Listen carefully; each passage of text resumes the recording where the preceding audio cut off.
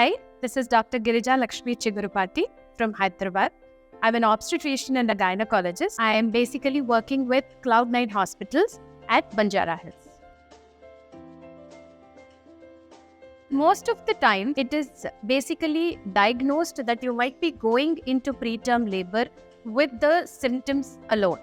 Because if you've had any kind of a urinary tract infections, or if there are repetitive vaginal infections happening in your pregnancy, that's when we warn you saying that you might be going into preterm labor.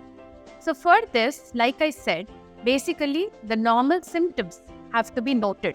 If there is any kind of a uterine contractions, if there is any kind of a opening of the cervical area, which is done through vaginal examination, as well as leaking of the fluid, which basically is checked through a vaginal examination again, and through an ultrasound if it shows that there is a complete shortening of the cervix.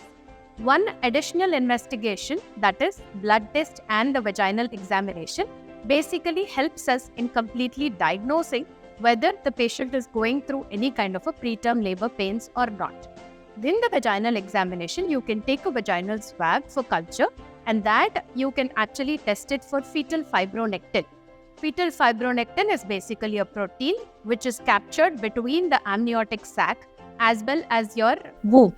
So if at all that fibronectin is detected in your vaginal discharge, that's when we can say that probably you might go into a spontaneous preterm birth in the next 24 to 48 hours.